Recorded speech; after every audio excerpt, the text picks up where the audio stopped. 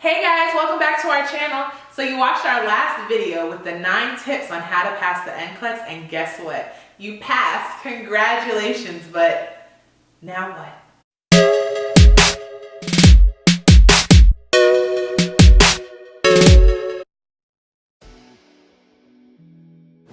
Congratulations, you finally passed your NCLEX. All those years of school, of studying, hard work, staying up late at night, it's all paid off. You're a professional nurse now. It's time to celebrate with your family and friends. When choosing a hospital, you really want to think about your end goals, the opportunities that you want, and the environment that you want to be in. Different hospitals fit different people, and I personally like to work in magnet and or teaching hospitals, and I'll explain the two.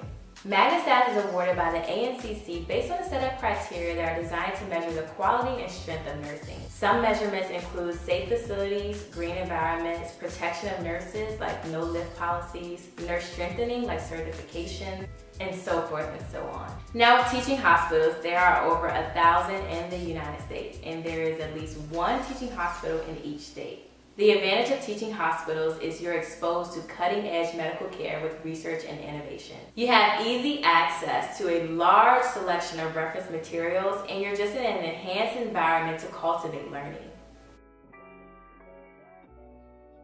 Congratulations, you passed. Now it's time for the job hunt, and you have to consider, what specialty do I want to go into? So you went through clinicals during nursing school, and you also took med-surg, which gave you an appreciation for the different systems of the human body. So now it's time for you to choose a specialty, and I am a firm believer that you should go with your gut, go with your heart, and go with what interests you the most. So if you like the workflow of the ICU, go for that. If you really want to work with babies and mothers, then go for maternal child health. And if a certain cause, such as cancer, is really near and dear to your heart, then definitely go into oncology. Go with what interests you the most, what you're the most passionate about. Now, if you have zero idea as to what specialty you want to go into, I suggest that you go into either telemetry or med-surg nursing. This will give you a good starting base in which you can develop skills, work on your delegation, your priority, and also get a general knowledge base to then further into any specific specialty that you want to go into.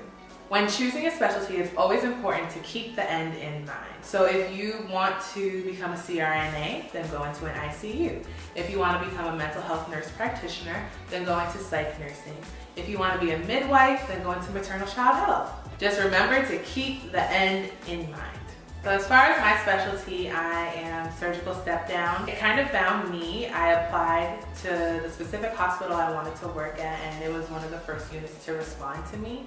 And it has been one of the most enriching experiences thus far. I fell in love with the surgical side of nursing and being with patients during one of the most vulnerable times in their lives. So it found me, and I'm so appreciative of that. So after you pass your NCLEX, I would suggest applying to a new grad nurse residency program.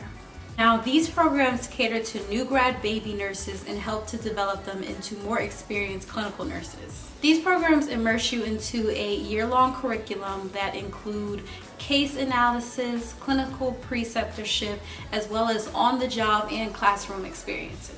In your year of the program, you are assigned a clinical preceptor as well as a clinical nurse educator, and these people kind of pop in and out on you just to make sure that you're doing okay and that you're in an environment conducive to your learning, especially in that first critical year as a new grad nurse. This is something that is critical, that you have that type of support that'll be there for you when you have any questions.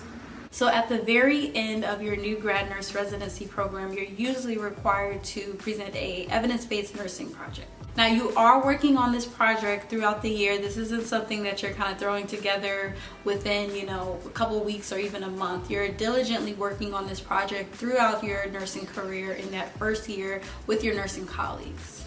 Now, I would say to put your best foot forward when doing this project, because sometimes if your project gets the eye or catches the eye of your clinical educator or your clinical nurse manager, they can sometimes offer you to present your project at a higher level, such as a nursing conference or something of that sort. I honestly think these programs are super helpful. I mean, they help you in your education, they help you in your clinical set or your clinical skills, and also help you in your leadership skills. So I would say if you have these programs in your area or just at a teaching hospital if you always wanted to work at, I would say to take full advantage of these programs and apply right after you take your NCLEX. So now that you've narrowed down your specialty, you picked your hospital, it's time to get ready for your first day. Don't be too nervous. We've all had our first day as a new nurse on the unit, but to prepare for the first day, I would recommend purchasing nice fitting, quality scrubs. Make sure that you show up on your first day with your scrubs ironed. You're a professional nurse now and it's time to look the part. Show up with your stethoscope, a writing utensil, pens. Make sure you show up with a pen light. And most importantly, show up with a positive attitude. I know that you're nervous, but this is the beginning of a wonderful career. Show up ready to learn and to grow as a new nurse.